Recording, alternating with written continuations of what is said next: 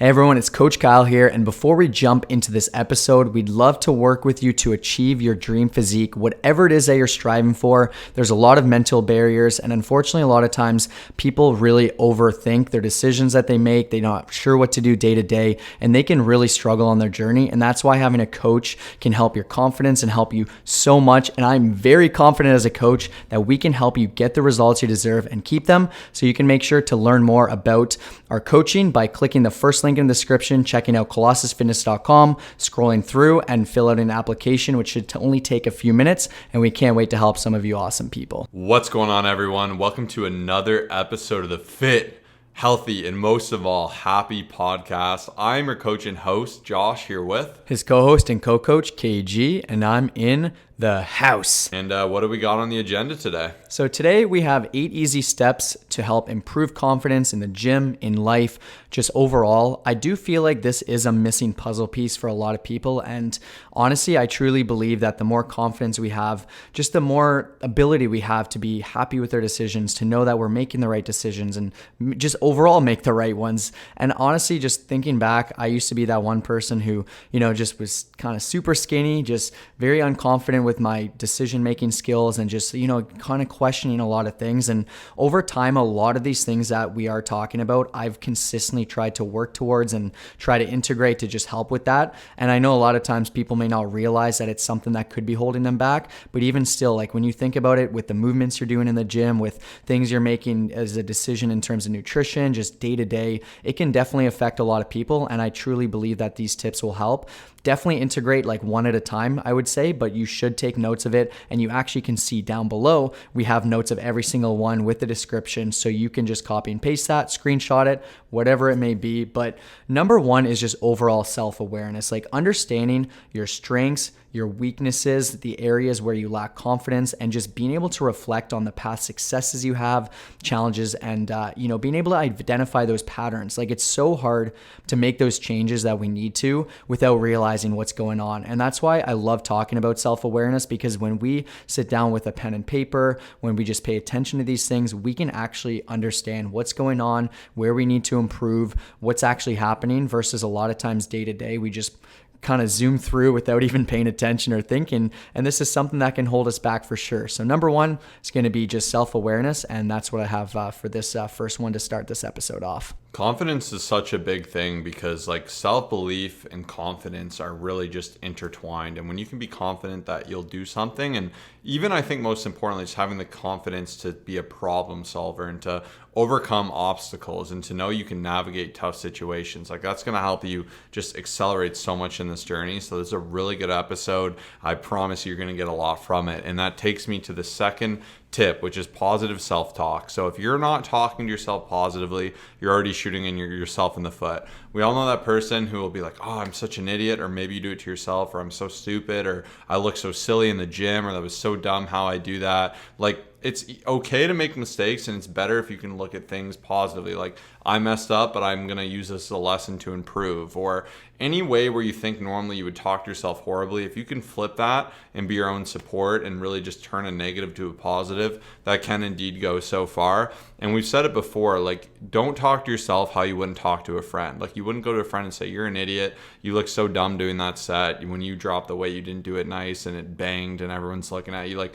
there's no chance, right? So I think that's a good rule of thumb. And talk to yourself how you'd like other people to talk to you. And you'll notice too that you'll go from that position of like pessimism or maybe like self-degradation to more actually like opportunity, belief, hope, and ultimately confidence. I see this so often. Even sometimes people will sabotage themselves because they don't have that belief that they deserve the success that they're seeing. They'll lose 10 pounds and they don't have that confidence. And this is where a lot of people struggle. Like some people are like, I need to improve this part of my journey and, just start to eat a little bit better and then whatever. But they don't really spend time thinking about like that mindset, that self-belief, and just like you do deserve it. You do have what it takes, and it will take practice to develop that confidence to know that you do deserve it. But like, honestly, I've just seen so many people sabotage themselves. And that's why we love coaching. That's why we love the accountability, the guidance, the support, because when people start to get on the right path and we can work through these things and say, no, like you are on the right path. Like, let's not sabotage now. Like, let's keep going and give tons of tips. They start to see some great success. So definitely positive self-talk. You may have to practice it. You may have to just do a bunch of different tricks and mind games and stuff like that, but it will help in the long run. Number 3 is just following through with your actions and also making decisions quick. And this is where I feel like so many people struggle because they lose belief in themselves, which of course will make you lose confidence. If you look at yourself as the type of person who, when you say you're going to go to the gym, it's like a 50% chance you will, you're not going to have much confidence and it's going to be hard, right? I look at myself as when I'm scheduled for 5 workouts, there's a 100% chance I'm going to get it done. And that's going to help with confidence, right? So I say, honestly, just making sure that when you say you're going to do something, a lot of people don't realize, but this helps us improve confidence because we look at ourselves differently, and subconsciously behind the scenes, our brain starts to it's wired differently, right? We start to, be like, hey, I do have what it takes. Like, I am going to get this. Like, I do deserve this transformation. And even just the ability to make decisions quickly.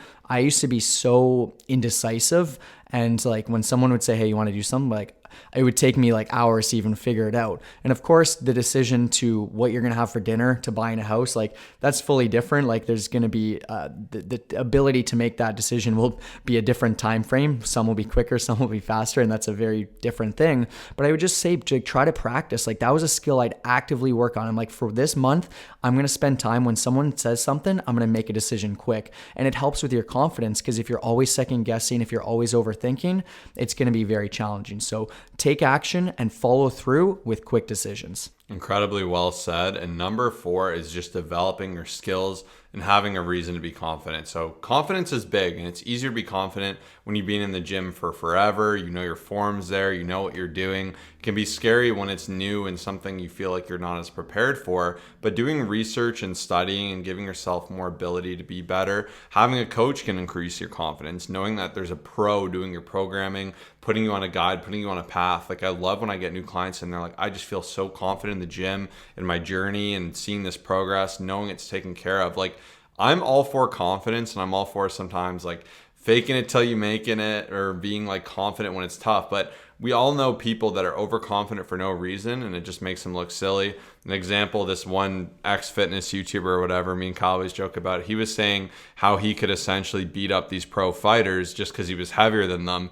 And it's kind of like, okay, like we're talking fighters who've been fighting for 20 some years, and like that he's not substantially heavier than, and people are making like jokes about it, saying like if he got challenged by a chess grandmaster, he'd say, but I'm 260, bro. Like that's kind of silly, but when you actually give yourself a reason to. So if you want to be better in the gym, if you studied up and watched our form videos on YouTube before you got in there, it'd be easier to know that confidence knowing that you've done the study. And we can never be completely confident, but maybe if you've taken a test before and you've studied a lot, it's a good feeling. You're just like, I got this. You know what's going on. It's nice and simple.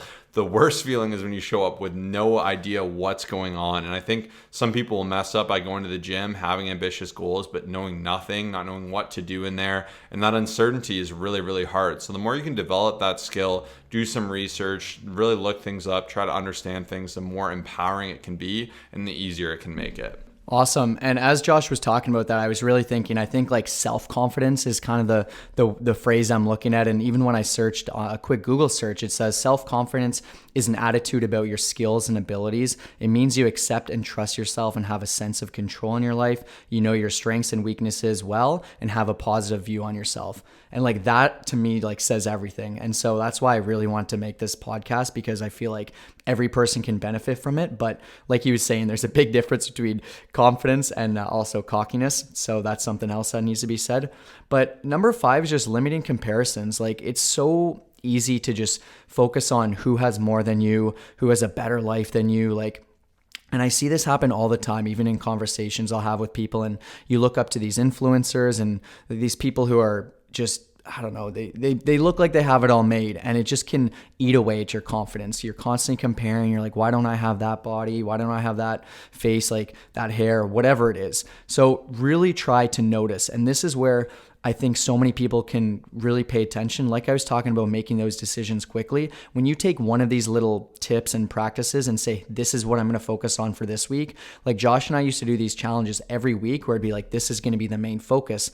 Even just a negativity jar. When you realize how many times you notice negativity or how many times you say things negative and you actually pay attention to it, it's crazy. But the same goes for comparison. So really pay attention to this. Like, don't beat yourself up for this consistently. Like, I see so many people do it. And for those who do struggle, maybe you have to take a break from social media. Maybe you have to just revise who you're following. Like, it's so easy. You just scroll, you see a highlight reel of someone's life and you're like, man, that person just got that new car. Like, that person's doing that. It's okay to use things as motivation, but I'd say for most people, they don't. And they just kind of use it as like, oh, well, why aren't I at that level? You know what I mean? So I'd say really just try to avoid those comparisons, focus on all the great stuff in your life, and you will definitely be more confident and just overall be a happier person. Yeah, it's you versus you. It's your lived experience, and it's so easy to compare to friends or other people that are successful or whatnot. But the more you can just really focus in on your journey and do what you got to do, like, it's the best feeling. And I find it's a lot more motivating than comparing to what you don't have or your disadvantages. And we spent time on this, so I won't spend too much time on it before. But to me, that's a big thing. And even celebrating your own accolades, like, why should you be confident? What have you done well in your life that maybe other people would say, wow, that person's amazing at X, Y, Z, and like take pride in that and know maybe you can transfer some of those skills to a different component or something you're working on. And I think that really does go a long way. And number 6 is presentation. So this is something that I'm always reminded of, but when you dress nice and you're feeling good and you're clean, like, it's just the best feeling, right? When you have, like, for, I guess, as guys, like a nice cologne, you got some nice clothes on, you got that extra swagger in your step, makes it seem like you're a little bit bigger than life. Or if you treat yourself to some new gym clothes, like, a good way to kind of hack confidence is to feel really good. Or if you're at a wedding, you got a suit on, you feel like you got that extra pep. It just feels really, really good. And you can mirror this in your life by taking a little bit more time to dress up a little bit more nice, to really just kind of feel good. And sometimes too, when you're not feeling it, it's one of the best things you can do is put on some nice clothes, present yourself in a great way, have pride. And it doesn't always have to be by having expensive things. Like I said, clean things, like cleaning your car can help so much with confidence. Like, you get in your nice clean car before the gym, it's not bugging you every time you get in. I got to clean my car.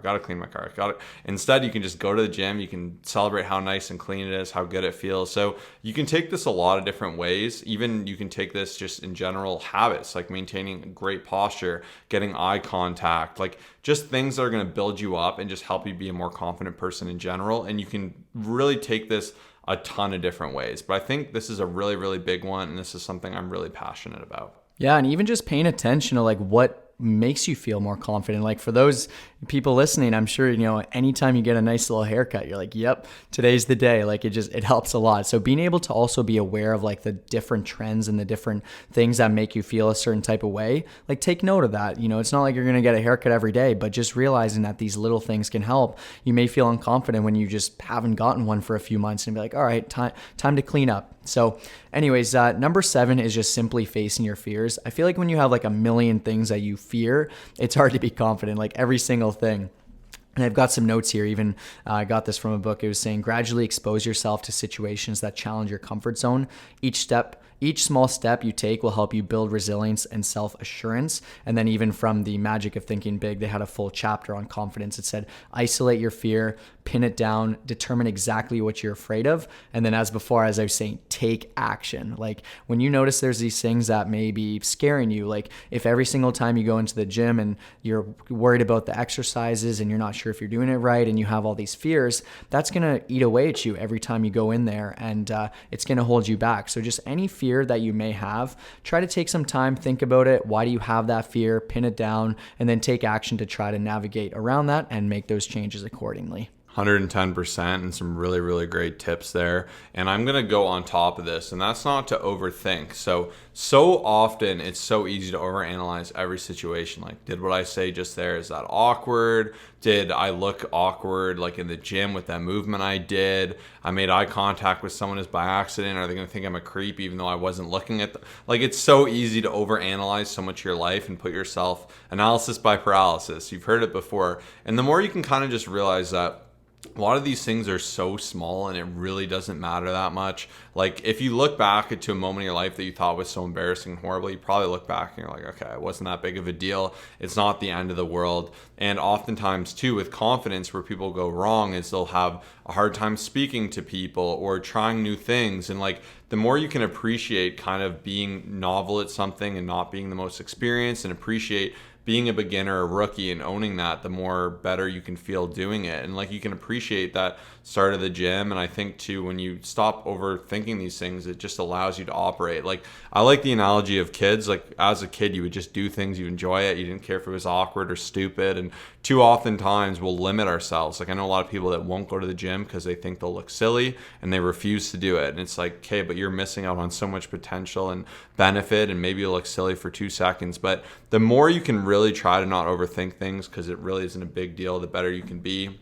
Another thing you can do too is try to listen and learn more. So even a great skill for conversation, something I've worked on even just in terms of being charismatic, is when a lot of people talk, if you're a calculated person, even me, I'll sometimes think ahead and already preemptively know what I'm going to say. But a good tip is to really listen to that person and just to actually have a conversation, as silly as it sounds.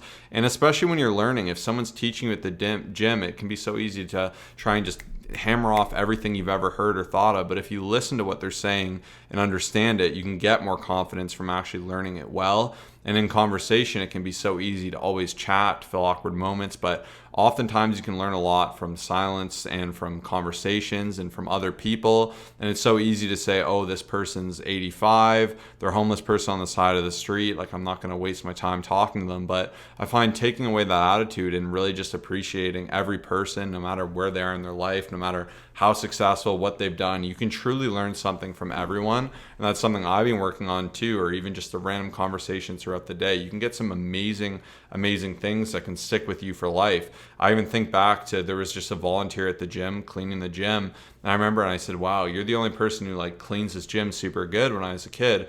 And he said pretty much that his parents said, how you do anything is how you do everything. And like that stuck with me from there. It was said in a different way, but that's something that's carried with me. And if I didn't speak to that individual, I wouldn't have had that moment. And really going into it, trying to not overthink and to learn and just to enjoy the process and the messiness of life, the better it becomes. And the more confident you can be too, realizing that things aren't as life or death as you make them out to be in your head. If you're shy, I know oftentimes people struggle with that, but for me, that's always been a big thing. And like just being confident is a great skill and it goes a long way. And those are 8 tips. But I know Kyle, he's itching over there. I see him. He's gearing up for his bonus tip. So what is it? I got 2 bonus tips. Number 1, I was thinking as Josh had some really good things. I could go on for days for this one, but just be who you are. Like I feel like a lot of times people, if you're trying to pretend that you know everything or you're this big shot or you just whatever, like it's you think that it's going to help you with confidence, but then because you feel like a fraud and because you're just unsure and you're like not capable of like, you know, just you're pretending, like it's hard to be confident within those decisions. So just really owning it, like you are who you are, you're, you know, the person you are. And I think that's such an amazing thing. But lastly, I know I've spent a lot of time talking about positivity and everything, so I'm not going to spend too much time, but surrounding yourself with positivity will help a ton. If it's always a negative space, if you're always talking to negative people, if the news, everything else is just constant negativity, it's going to be hard to keep your chest loud and proud and be confident with just every decision you're making in life. You know, spend time with people who support you, who bring you up, who believe in you, who just help, you know, improve your confidence. So that's all I have. And I really hope that these tips helped you out in one way or another.